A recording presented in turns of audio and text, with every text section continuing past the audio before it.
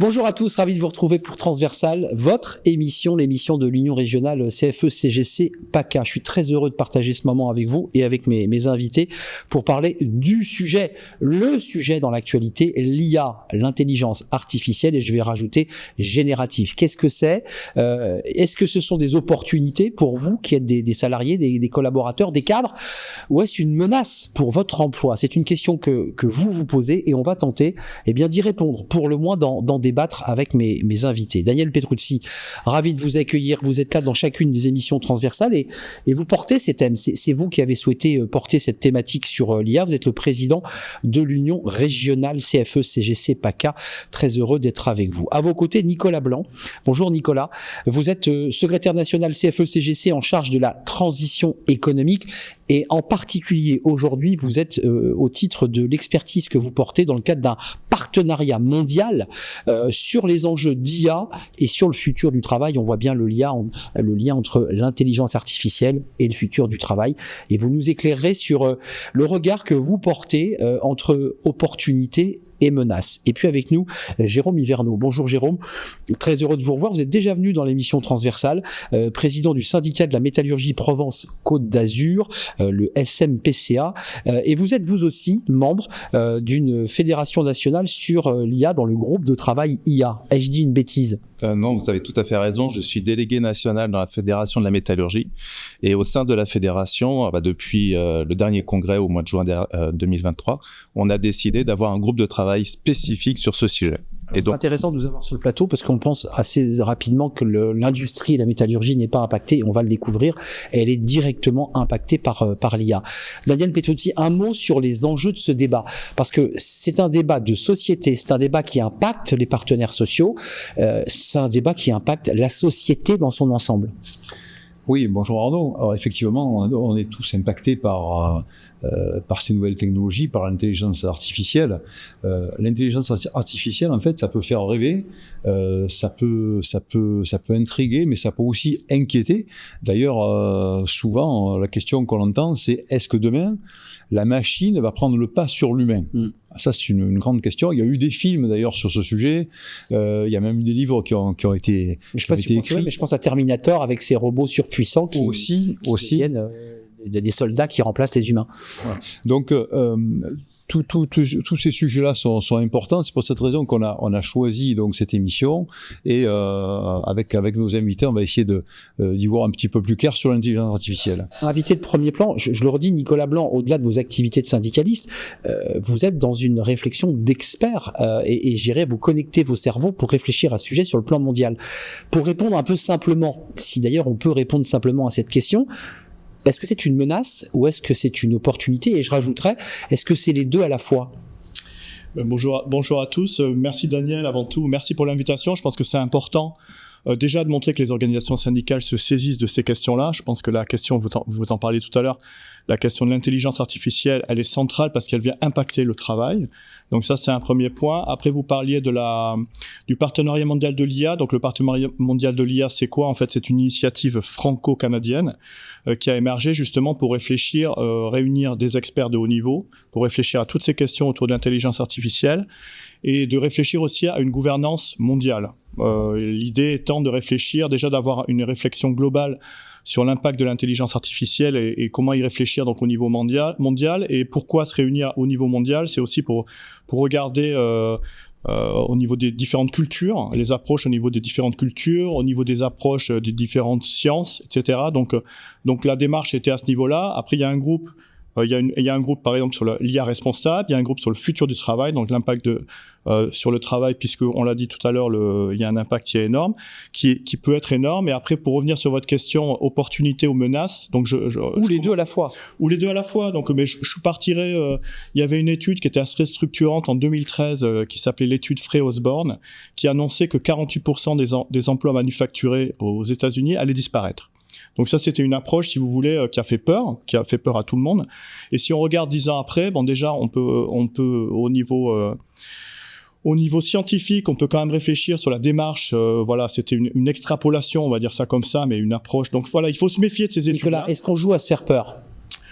Comme beaucoup de sujets, Internet avait suscité les mêmes débats. Tout à fait. Il y a un narratif qui s'amuse à se faire peur. Nous, en fait, on inverse cette logique-là et on repart du travail. On regarde vraiment l'impact qu'il peut y avoir sur le travail. Puisque ça peut être la technologie par essence n'est pas déterministe. Donc c'est ce qu'on veut en faire derrière. C'est ce qu'on veut en faire. On peut en faire soit un outil de contrôle, ce qu'on appelle le management algorithmique, ou alors on peut en faire un formidable outil de créativité. On parlait de ChatGPT, etc., de genre d'outils qu'on a tous testé. Qui est le plus connu. Voilà, qui est le plus connu, mais on voit bien le champ des possibles en fait qui est avec ce type d'outils. Et donc voilà. Après, juste pour finir, je me permets de préciser le point sur l'IA générative. Quand on parle d'IA générative, c'est quoi, d'ailleurs, voilà, juste. C'est important de préciser quand même les termes. Quand on parle d'IA générative de façon simple, c'est qu'on va générer un nouveau contenu, que ça soit du texte, une image, à partir d'un énorme corpus de données. Donc on a une base de données de data, exactement, en fait. D'exemples qui va permettre de générer, contrairement, avant on utilisait plutôt l'IA pour faire du prédictif. On allait prédire, voilà, pour une donnée, on allait prédire la donnée future, mais c'était vraiment une approche très mathématique. Alors que là, on a une approche, on va générer un contenu. Donc voilà, une approche qui va au-delà. Et donc on peut parler de... Voilà. Et donc, on y reviendra, qui a des incidences dans beaucoup de métiers, et je pense à l'expertise comptable, à l'assurance, au juridique, à la communication, au journalisme et à l'industrie. C'est un peu contre-intuitif, on pense qu'au métier du tertiaire, mais Jérôme, vous nous dites, et c'est pour ça que vous vous êtes immergé, l'industrie est confrontée aux enjeux IA. Oui, tout à fait. Alors, je voulais déjà compléter ce que disait Nicolas. Il a indiqué qu'on faisait déjà de l'IA. Dans le domaine de la maintenance prédictive existe depuis des années au sein des industries. Voilà, pour pouvoir faire de la maintenance en avance de phase, avant que la machine tombe en panne, casse. On change la pièce. On change les bonnes pièces au bon moment, en fonction de différentes remontées. Et l'intelligence artificielle, en tout cas tout un système de calcul statistique, était utilisé pour pouvoir mieux optimiser le temps de maintenance. On va plus loin avec la générative. Aujourd'hui, on va plus loin. Alors, ce qui est sûr, c'est que dans le domaine de la métallurgie, de l'industrie au sens large, il y a non seulement tous les métiers transversaux, gestion RH, logistique, management, qui sont bien présents, mais également des métiers de production.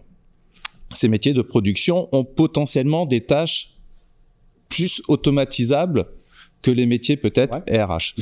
Donc en effet, on estime, et c'est pour ça que la métallurgie s'y est intéressée, la CFE-CGC s'y est intéressée, on estime qu'il va y avoir des évolutions dans ces métiers, il va falloir accompagner, il va falloir déjà identifier les métiers et surtout les tâches qui sont potentiellement automatisables. Parce qu'on pense que dans chaque métier, il y en a une partie, et qui sera plus ou moins grande en fonction de l'univers de la filière ou du métier. Il y en a une partie qui sera en effet directement impactée. Mais par contre, ça va rajouter une analyse complémentaire, une analyse humaine. Il faut de l'humain. De la supervision également. On en parlera peut-être un petit peu plus tard, cet aspect de comprendre comment fonctionne l'IA. On entendait ça déjà quand on a mis des chaînes de montage robotisées. On nous a dit, il y a des robots, c'est vrai, mais il faudra quand même contrôler, il faudra de la maintenance. Enfin, c'est le même débat en fait. Tout à fait. On est, comme le disait Nicolas, on est sur quelque chose de vraiment qui en plus débarque très très vite. On n'en parlait pas il y a 2 ans. Aujourd'hui, c'est quasiment du quotidien. Donc, il va falloir qu'on monte en connaissance et en compétence sur le sujet, mais côté représentant du personnel, côté entreprise aussi, afin qu'elle puisse identifier les opportunités d'utilisation de l'IA. Mais Daniel et Nicolas, le dialogue social, on en parle beaucoup sur les sujets très pratico-pratiques, c'est la négociation de la paix, le montant du salaire, le temps de travail, enfin, ce qu'on connaît dans le dialogue social. Elle a fait son apparition, l'IA, dans le dialogue social. Moi, j'ai l'impression que c'est pas encore de plein plié dans le dialogue social. Alors oui, vous avez parfaitement raison. Alors nous, ce qu'on dit à la CFE-CGC déjà, c'est qu'il faut absolument qu'il y ait un contrôle humain qui soit fait sur toutes ces nouvelles technologies. Et évidemment, que ce soit fait... On ouvre le capot, on regarde quoi. Voilà, et que ce soit fait évidemment à travers du dialogue social, un dialogue social construit et organisé. Pourquoi ? Tout simplement parce qu'on a une crainte, c'est qu'il y ait à certains endroits des abus, parce qu'il y a toujours forcément des abus. Lorsqu'il y a une nouveauté, lorsqu'il y a une nouvelle loi, il y en a toujours qui se croient plus malins que les autres. Les abus, c'est quoi ? C'est quoi ? De gagner en gain de productivité ? Les abus, alors ça peut être en gain de productivité ou ça peut être utilisé, exploiter le comportement humain pour derrière, par exemple, dans le monde du travail,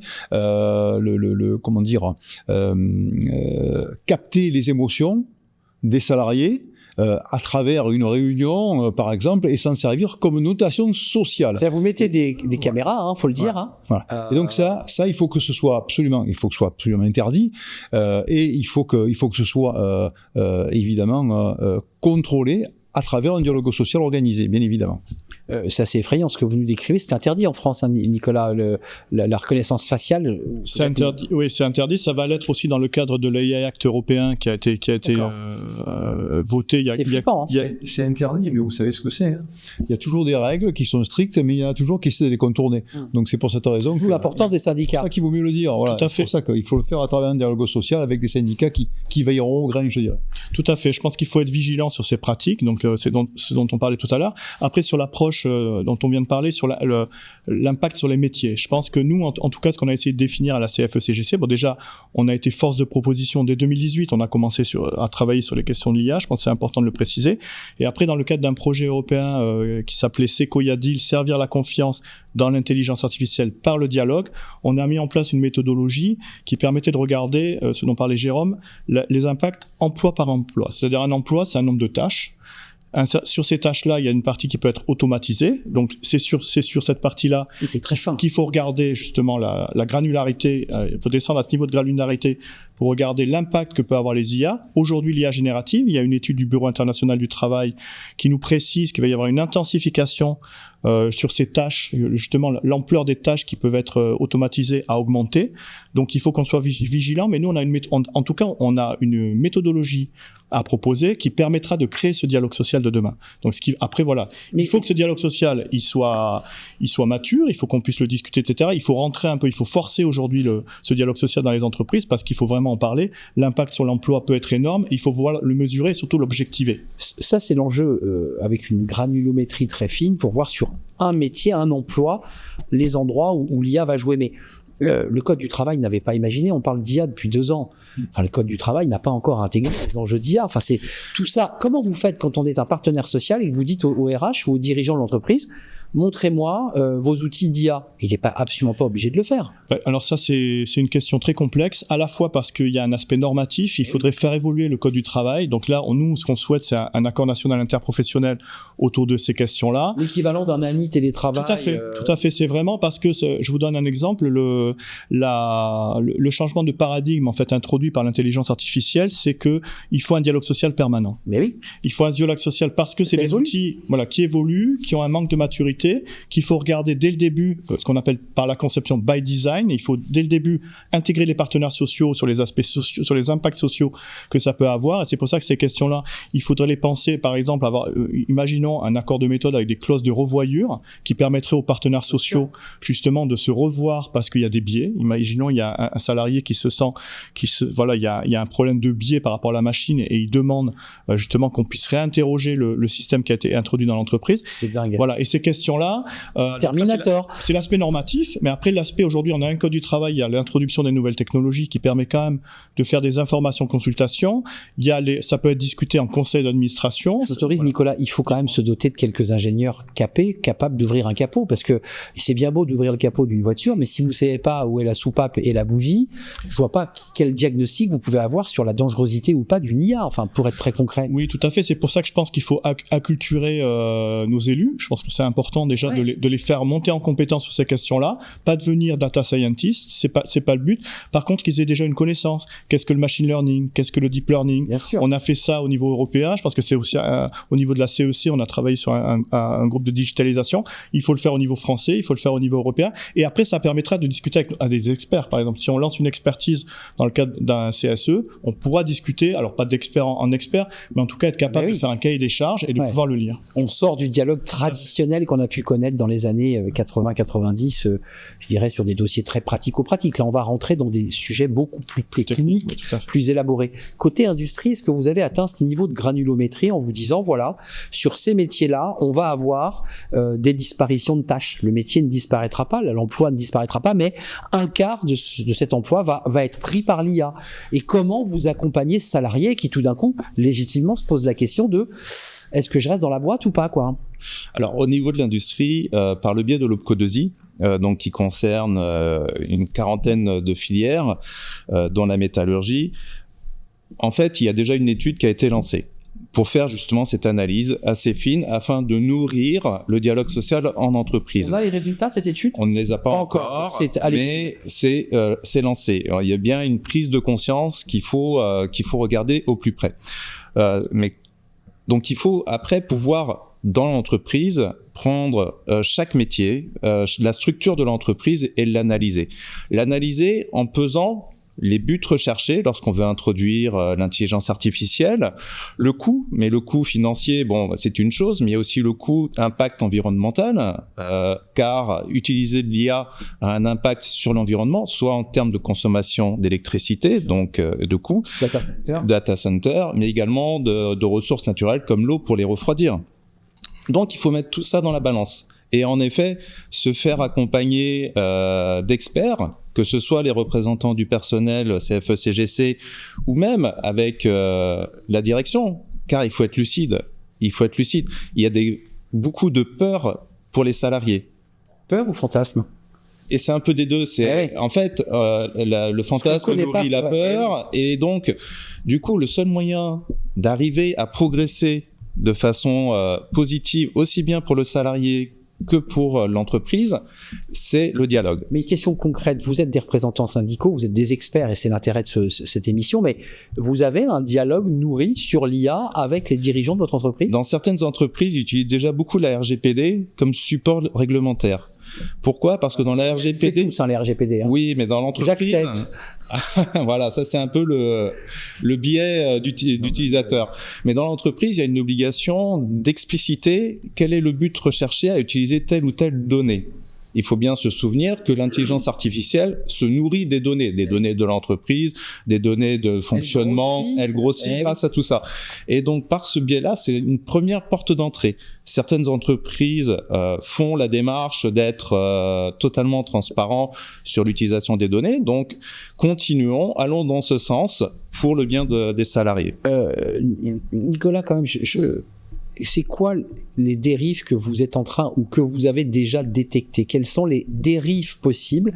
Et donc, question 2, versus quels sont les contre-feux, les pare-feux ou la manière d'encadrer cette technologie qui objectivement fait peur à tout le monde parce qu'on ne la connaît pas? Je pense que déjà, on parlait du RGPD. Le RGPD est quand même un outil puissant. Je vous donne un exemple, l'article 22 qui interdit le profiling, c'est-à-dire on ne peut pas avoir une décision individuelle, il faut l'expliciter, etc. Donc ça, déjà, c'est des textes déjà qui sont très complexes. On voit bien que la mise en place du RGPD, c'était 2018 et on est encore en train de travailler. Il y a toutes ces questions-là. Après, je voudrais revenir 2 secondes sur la question du dialogue social en entreprise. C'est très complexe aujourd'hui. Pourquoi? Donc il n'y en a pas. Il n'y en a pas. Non, c'est vrai. C'est vraiment un des problèmes. Pourquoi? C'est parce qu'en fait, ça vient bousculer le modèle économique de l'entreprise.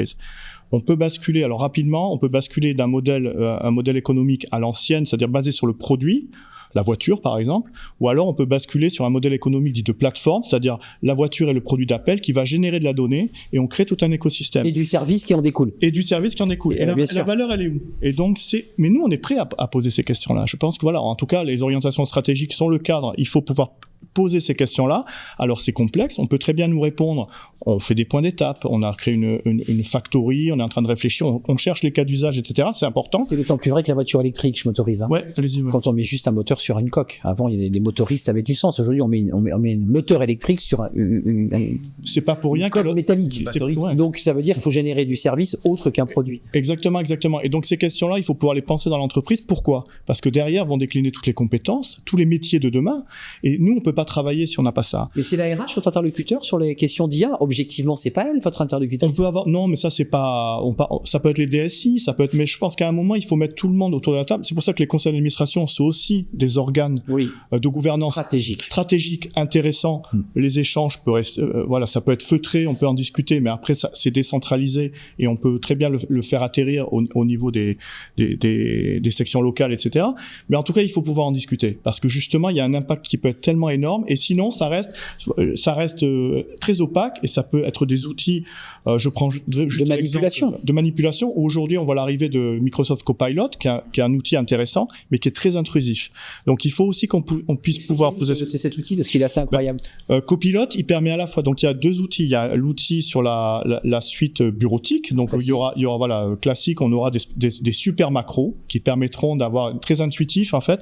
Et après, il y a ce qu'on appelle Copilot Chat, qui sera vraiment un outil, un copilote, qui permettra quand vous faites du Teams, de la gestion de projet, etc. Voilà. Qui réécrit tout. Hein. Exactement. Non mais il faut dire à ceux qui nous regardent, vous faites une réunion en visio, comme on en fait des dizaines par jour, et 10 minutes plus tard, l'ensemble de votre réunion est scripté, comme si quelqu'un l'avait tapé, on est d'accord. Hein. Oui, puis ça peut aller au-delà. Ça peut aller au-delà, c'est-à-dire on peut lui demander quelles sont les actions que j'ai à faire pour mon projet, mon service. Est-ce que j'ai été pertinent? Est-ce que voilà. Donc, parce qu'il pose un problème de droit, vous l'aurez constaté, dans des échanges informels de visio où on se dit des choses parfois qui sont des blagues, qui sont des choses qui sont, je dirais, de l'informel, va être scripté et écrit noir sur blanc et potentiellement visionnable par la direction. Un mot, Nicolas et Daniel. Oui, pardon. La fameuse question qu'on dit, attention, ça va être filmé. Je pense que ça va être enregistré. Je pense que demain, on n'aura plus du tout la même notion. Ça impliquera. Donc, ça veut dire on pèsera tous nos mots. Exactement. Mais bien sûr, on ne sera plus dans l'oralité de l'échange qu'on peut avoir lorsqu'on fait une visio ou même d'ailleurs sur ce plateau de télévision. Tout à fait. Ça nous fera cogiter. Daniel, il y a quand même les métiers du tertiaire. On parle de l'industrie, on comprend qu'il y a des enjeux. L'OPCO s'y penche et la CFE-CGC, par la voix de Jérôme, travaille dessus, mais il y a quand même l'assurance, il y a la banque, on voit des chatbots qui s'expriment avec des voix humaines, on voit quand même des salariés aujourd'hui qui se posent des questions, enfin c'est un sujet d'inquiétude. Oui, effectivement, c'est un sujet d'inquiétude. Vous avez évoqué l'assurance, la banque, on peut parler aussi de la santé. Bref, il y a plein de secteurs où la grande crainte, c'est ça, c'est que voir... alors, au départ, ça peut faire, je disais tout à l'heure en introduction, ça peut faire rêver. Évidemment, au départ, c'est un outil dont les salariés vont trouver ça génial, puisque ça va leur simplifier la vie quelquefois. Mais derrière cela... Et presque ludique. Eh oui, presque ludique. Mais derrière cela, ce qu'on voit pas de suite, mais qu'on va voir à très brève échéance, c'est que ça va supprimer des emplois. Si on était aujourd'hui, si on a une batterie. On est sûr de ça, Daniel Petrucci, parce que on brandit cette menace, mais est-ce que ça, on brandit cette menace, mais en tout cas, c'est une chose que nous, à la CFE-CGC et dans les entreprises dont vous avez cité, eh bien, on se pose beaucoup d'interrogations là-dessus, et on est très vigilant là-dessus, parce que au jour d'aujourd'hui, l'intelligence artificielle, si elle vous permet de régler un certain nombre de choses, de questions de clientèle, par exemple, ça fait du temps de travail en moins pour les salariés, donc à l'arrivée, ça peut faire des emplois en moins, effectivement. Vous aviez quelques chiffres à nous soumettre d'ailleurs sur l'utilisation de l'IA chez les Français et pas que chez les jeunes, parce que je ne voudrais pas pointer du doigt que les jeunes, on est tous confrontés, mais vous vouliez intervenir parce que ce sujet-là, il est quand même posé aux Français. J'entends tous les sujets techniques, les garde-fous, mais le Français ou le militant CFE-CGC du tertiaire, objectivement, il est plus inquiet qu'en train de se demander si c'est une opportunité dans sa vie, objectivement. Bien sûr, mais d'ailleurs, enfin, ce dont on est sûr, c'est qu'il y aura des gains de productivité qui vont être décuplés, etc. Et ces gains de productivité, ça seront créateurs de valeur. Et cette valeur-là, il faudra la négocier. Pourquoi ? Il faut la négocier pour la partager, mais pour permettre les transitions professionnelles. C'est-à-dire qu'aujourd'hui, on n'est pas sûr de l'impact exact. On l'a vu, il y a des différentes méthodes. On tâtonne quand même sur les métiers. Les comptables sont fortement impactés. Nous, on considère que, ce dont je parlais tout à l'heure, si on a plus de 60% des tâches qui peuvent être automatisées, on voit bien en termes de... Là, c'est un transfert de métier. Exactement. Donc, il faut les anticiper. Voilà. Donc, ce qu'on a... Bon, je vais pas donner les terminologies anglaises, mais en gros, de négocier cette valeur pour pouvoir permettre ces mutations professionnelles sur les impacts qui sont fortement impactés. Bien sûr. Voilà. Préparer les transitions professionnelles et aussi accompagner en termes de formation pour les salariés dont l'impact est est modéré, on va dire, sur l'emploi, mais quand même, il va falloir quand même se former en permanence, parce que c'est des outils qui évoluent très vite. Et donc, c'est aussi un levier, cette création de valeur, ce partage de la valeur, permettra aussi d'accompagner ces mutations, et ça, on en est sûr. Il nous reste 2 minutes. Daniel, quelques chiffres quand même pour, au-delà même des enjeux de dialogue social, de garde-fou, de réflexion, je dirais, à l'intérieur de l'entreprise, c'est quand même dire la manière dont on est habité par le numérique. Enfin, c'est absolument hallucinant. J'ai envie de dire que ça fait partie de notre paysage quotidien. On a parlé beaucoup du travail, mais dans la vie de tous les jours, les enfants sont très impactés par l'intelligence artificielle, comme les adultes d'ailleurs. Quelques chiffres, effectivement, je vais lire si vous permettez, c'est l'Ipsos qui a sorti ça, qui dit que pour plus des 3/4 des Français, l'intelligence artificielle est présente dans à peu près tous les domaines pour s'informer et se divertir. Les assistants vocaux, 79%, les appareils connectés et domotiques, 77%, les moteurs de recherche, 76%, les applications mobiles, 75%, les jeux vidéo, 74%. Et donc, tout le monde est connecté, tout le monde est sur Internet, et 95% des 18-24 ans, voilà, tous les jours. Et puis je terminerai là-dessus, sur ces chiffres-là, en disant que le soir, avant d'aller dormir, il y a une personne sur 2 qui consacre plus de 70 minutes à Internet ou sur son téléphone, sur une tablette, peu importe, sur un ordinateur, et notamment les jeunes, ce qui est très mauvais pour le sommeil. Donc vous voyez, je termine là-dessus, tout le monde est connecté. On l'est de plus en plus, on le sera certainement de plus en plus dans les mois et les années à venir. Moi, je trouve, et la CFE-CGC, on pense que c'est pas illogique que les entreprises essaient d'adapter, essaient d'intégrer l'intelligence artificielle à leur développement, mais il faut vraiment... C'est vraiment ce qu'on pense à la CFE-CGC, ce qu'on disait, qu'il y a un contrôle derrière, et ce contrôle ne peut se faire qu'à travers un dialogue social. Et une expertise de qualité de ceux qui contrôlent, parce qu'il y a vraiment un enjeu. C'est juste, le débat, je l'ouvre, on pourrait rediscuter encore 26 minutes, Nicolas Blanc, mais c'est la fin du travail, puisqu'on associait IA avec l'avenir du travail. C'est la fin du travail ? Non, moi je vois plutôt un nouveau champ des possibles, comme je disais tout à l'heure. Je pense que le côté copilote... Oui, non, mais je pense qu'il faut être optimiste, c'est-à-dire qu'il faut... Par contre, non, il faut être objectif aussi, hein. Il faut être réaliste. Je pense que c'est des outils formidables, mais j'en parlais au début, qu'est-ce qu'on veut en faire, c'est quoi l'objectif, et après, on parlait de la connexion, le droit à la déconnexion, c'est presque un devoir de déconnexion, c'est-à-dire qu'à un moment, il faut se réapproprier le numérique, qu'est-ce qu'on veut en faire. Citoyen de votre numérique. Bien sûr, et pour l'intelligence artificielle, c'est pareil, c'est AI for good, on peut très bien... Pour la santé, c'est formidable, ce qu'on peut utiliser, etc. Mais ça peut être aussi un vecteur de surveillance, de contrôle, etc. Donc, le dialogue social est un puissant vecteur, justement, de régulation. C'est un outil, et ce n'est pas une finalité, peut-être pour résumer votre pensée, cher Nicolas. C'est un vrai plaisir, parce que c'est un sujet sur lequel, je pense, Transversal reviendra régulièrement. Il y a beaucoup de choses à dire, effectivement, sur cette thématique-là, et notamment sur l'emploi des jeunes et les jeunes qui sont peu ou pas diplômés. Est-ce que demain ils pourront trouver du travail? Parce que pas tout le monde sort avec un bac plus 3, plus 4, plus 5. Hein. Et c'est pas parce que vous scrollez sur TikTok que vous êtes un excellent informaticien. Ça c'est important. Et de même dans l'entreprise, les salariés, selon leur tranche d'âge, qui arrivent à de nombreuses années dans l'entreprise, passer dans l'entreprise, est-ce qu'ils vont vouloir s'adapter aux nouvelles technologies? Est-ce qu'ils vont avoir envie aussi de se former à ces nouvelles technologies? C'est un vrai sujet. Jérôme, 10 secondes, vous êtes d'accord avec cette idée? Parce qu'on va aller aussi des risques de laisser des gens sur le quai de la gare, hein, qui vont pas vouloir se transformer. Le meilleur moyen pour qu'on en sorte tous plus grands, c'est justement de trouver le moyen de valoriser le contact humain, notre humanité, grâce à ces outils. Tout à fait. Améliorer et augmenter notre humanité grâce au numérique. C'est peut-être ça le mot de la fin.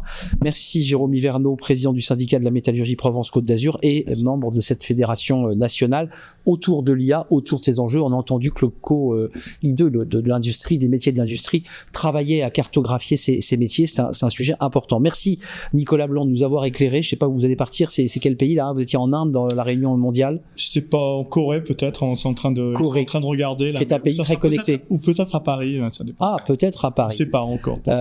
Secrétaire national CFE-CGC en charge de la transition économique et expert mondial autour de ces questions d'IA et d'avenir du travail. Je pense qu'il ne faut pas dissocier cet avenir du travail. Merci Daniel Petrucci d'avoir lancé cette thématique. Réagissez, faites-nous partager votre point de vue, vous qui nous regardez et qui êtes confrontés ou pas d'ailleurs à cette intelligence artificielle générative. Qu'est-ce que vous en pensez? Merci à vous, merci de votre fidélité et puis je vous dis à très très bientôt pour un nouveau numéro de Transversal. À très bientôt.